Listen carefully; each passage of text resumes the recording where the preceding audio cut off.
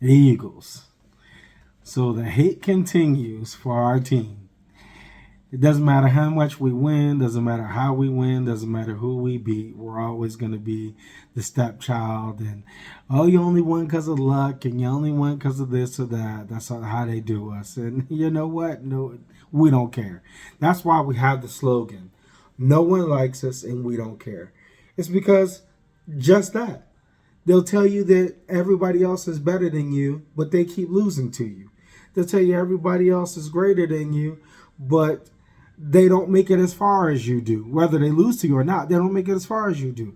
They're not Super Bowl champions. They don't have the same adversity that you do with new offensive coordinators every single year, new defensive coordinators every single year, except for next year where Vic decided to stay. Kellen left. They don't face any of the same adversity that we do, yet they're so much better. You got Mahomes and Brady, how they're elite and they're pocket passers and they just make it happen. Are they catching the balls that they throw? Are they on defense stopping the other teams from scoring so that they can win? I mean, tell me. Don't every one of these people have help? Doesn't Lamar and Josh and Joe and everybody who they tout as the greatest in sliced bread have other players around them that help them? Whether they're superstars or not, somebody else has to catch the ball that they throw since they're such great pocket passers. And then they'll say, take out the wins. An elite quarterback is a quarterback that puts the team on his back, stands in the pocket, and throws his team to victory. Victory. So it is about wins. Because it doesn't matter if you can make every dime pass there is. If you keep losing, how great are you? If you don't will yourself to a victory, how good can you be?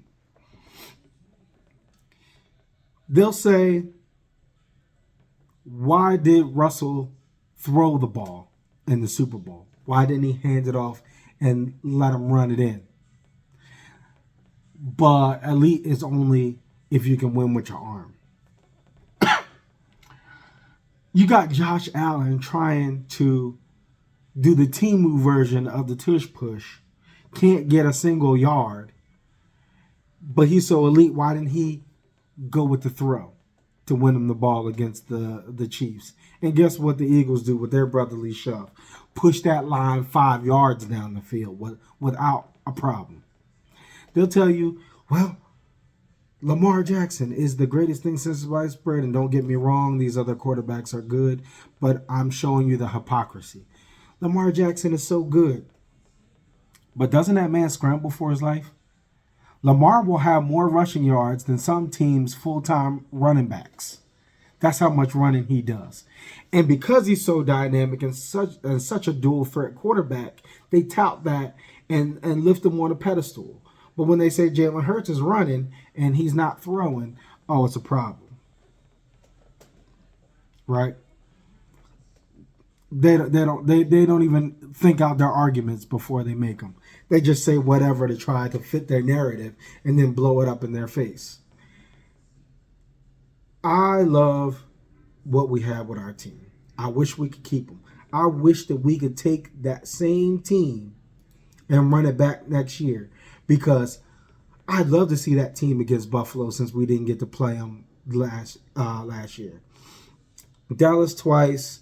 You know, I think that they are 5-7 wins max next year, honestly. I'd be surprised if they get more than 7. Green Bay is going to be good. Kansas, oof, I'd love to play them again and beat them down. The Vikings, we didn't get to play them. Love to smack them around. You know, and I'm hyped, right? I'm hyped off the last team, but I know, again, we're not going to be the same team. I trust Howie and the coaches and everybody to prepare our guys. And you never know where the season is going to take us, but I don't think that we're going to regress. I think that everybody is locked in now.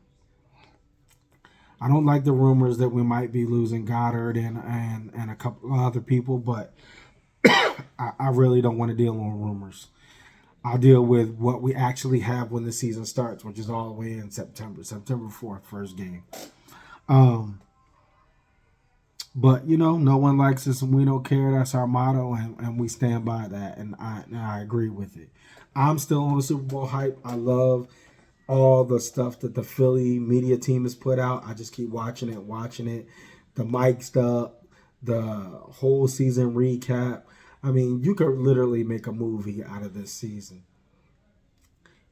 And I think that all fans and the players themselves need to appreciate where they've been and what they've been through and the victory, but not let it bleed over into next year and have big heads. A lot of times, a Super Bowl winner can be too high on their victory and not focus on the next year. I don't think the Eagles are going to do that, but I hope they don't. Right?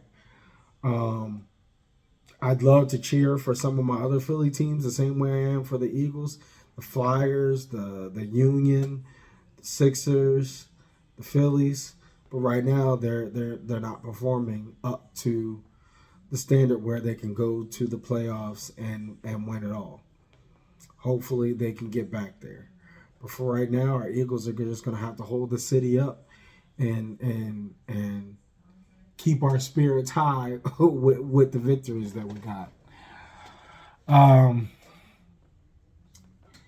what I will say for everybody is that no matter who or what we have on our team, as long as we have the right mentality, the right focus, playing all 4 quarters until the clock strikes zero.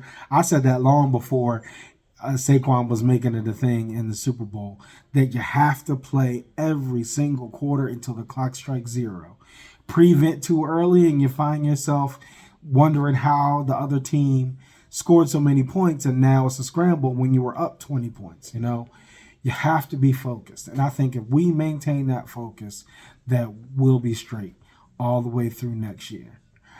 I was hoping that we were going to have another out-of-country game because I know the Rams have one, but it looks like the Rams are going to be here at the link, so it looks like we're not going to play them in Australia. I was really hoping for that because I wanted to go to Australia to see them. Nevertheless, it's amazing what we were able to do. The defense put on an absolute clinic all year long. You have little minor, snafus here and there, but overall, an absolute clinic. The offense did what they needed to do, ran when they could run, and threw when they could throw. And it all led up to a Super Bowl victory. And not just a Super Bowl victory, but a Super Bowl beatdown. I mean, that was a beatdown. It was 40-6 near the end of the game. And then Patrick threw up some long bombs and got touchdowns, which is why you can't leave it close. Can you imagine it being close? And then he gets those 2 quick touchdowns and then you lose? Make it enough to make you sick. I like the mic'd up where Jalen was like, "Are you sure? Are you sure you want to pull us out? I'm ready to go back in." He wanted to score some more. But I did like the fact that some of the backups got actual play time in the Super Bowl, right? Their families are there. They wanted to see their loved ones take the field. I was hoping that both Pickett and Tanner could get some scores, or Shipley or even Saquon get a couple of chunk yards at the end, but it is what it is. It was still a glorious victory. You see, I'm obviously still on the glory train of being a Super Bowl champion. I love it. Oh, I know. We didn't end up getting Myles Garrett. I can't be mad at that. $100,000. I mean, $100 million.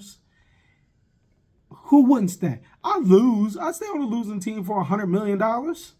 If they just want me to be there, I mean, that's a no-brainer. So it's no slight on him for staying there. We just have to find another amazing player to pick up where we could have plugged him in.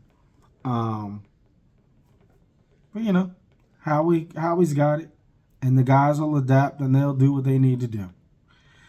So, until next time, whether it be another Eagles video or something about something else, it's always go Birds and fly Eagles fly.